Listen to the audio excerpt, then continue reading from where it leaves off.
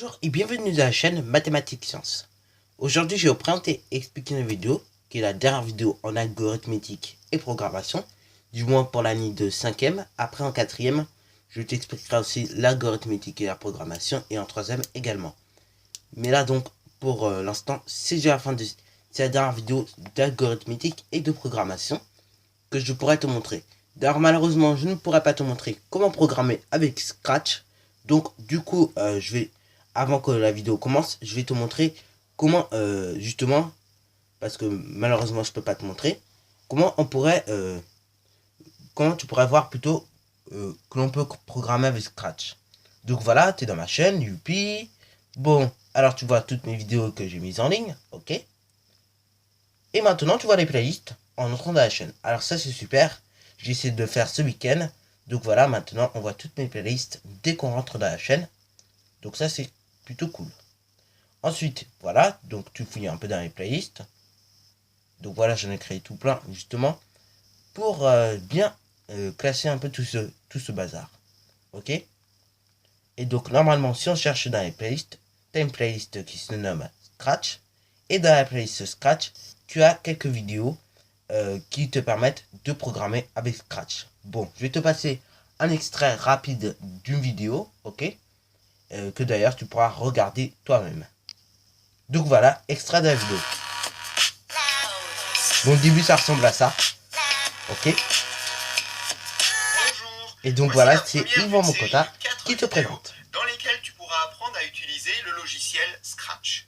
À la fin de chaque vidéo, je te proposerai un petit exercice avec la correction pour t'entraîner si tu le souhaites. Comme cette vidéo est là. Bon, voilà, sur ce, je t'ai montré comment ça fonctionnait. Bon, alors je ne t'ai pas tout montré, hein, parce que quand même, c'est bien. Je vais pas te montrer la vidéo qui dure 15 minutes. Bon, après, ce sera toi qui regarderas justement la suite de la vidéo si tu en as envie. Ok, je t'ai montré un extrait de la vidéo. Bon, alors, Scratch, qu'est-ce que c'est justement? Scratch est un logiciel qui permet de faire certains algorithmes sur l'écran de l'ordinateur, ok. Il est d'ailleurs possible de commander des objets dans une fenêtre grâce justement à une liste d'instructions que l'on appelle programme. Bon, petite description du logiciel. Ici, nous avons le drapeau vert. Il permet de démarrer le programme. Ici, nous avons la fenêtre de lutin ou arrière-plan.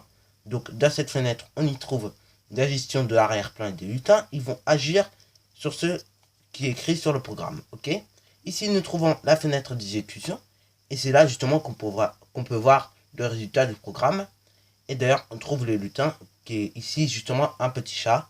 Ok. Et on peut y mettre une image d'arrière-plan. Ici, la fenêtre des instructions, où tu as toutes les instructions possibles qui sont répertoriées. La fenêtre des menus un peu plus haut. Donc là, là où je te montre avec le stylo bleu, il s'agit du menu mouvement. Après, si on descend, on a le menu apparence. Si on descend encore, on a le menu son. Si on descend encore, on a le menu stylo, le menu données, le menu événements, le menu contrôle, le menu capteur, le menu opérateur et enfin le menu ajouter bloc. Ok. Bon, bien sûr, tu n'utiliseras pas tout ça. La preuve en est dans cette vidéo. Je te présenterai après la description de 4 menus seulement au lieu de 10 menus que je te présentais là. Ok. Et enfin la fenêtre du programme où justement tu peux écrire le programme et en glissant justement avec la souris les instructions du programme. D'ailleurs, là, ça c'est pour Scratch Jeu, ok. Ce que je te présente, c'est Scratch Jeu. Donc, tu pourras d'ailleurs l'installer sur ton ordinateur si tu en as vraiment envie et regarder les vidéos d'Yvan Mokota qui te présente comment on peut programmer avec Scratch, ok. Bon, description des menus. Donc là, quelques menus, bien évidemment. On n'a pas mis tous les menus pour pas trop surcharger la leçon. Et surtout, voilà, en sachant que tu vas peut-être pas les utiliser tous, vaut mieux en mettre quelques-uns. Bon, alors on a le menu mouvement. Donc là, on trouve dans ce menu toutes les manières de déplacer le lutin. Il se déplace dans un repère d'ailleurs allant de moins 240 à 240 en abscisse et de moins 180 à 180 en ordonnée. Donc en gros, ça ressemble à un repère comme ceci. Ok, bon là, bien sûr, je l'ai réduit, ok, parce que sinon, on s'en sortait pas.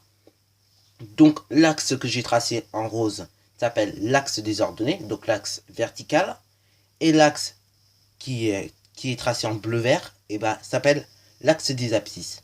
Petit moyen mémotechnique. Je sais que d'ailleurs, si tu as regardé la vidéo sur construire un graphique en physique-chimie, tu vas justement connaître le moyen mémotechnique. Mais je vais quand même le rappeler. Petit moyen mémotechnique pour le retenir.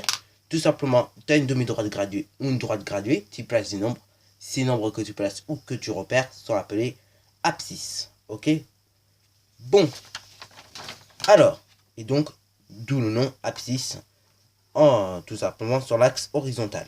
Bon, nous avons le menu également d'apparence, ok? Donc on peut modifier l'apparence du butin, sa taille, et écrire un message ou modifier l'arrière-plan.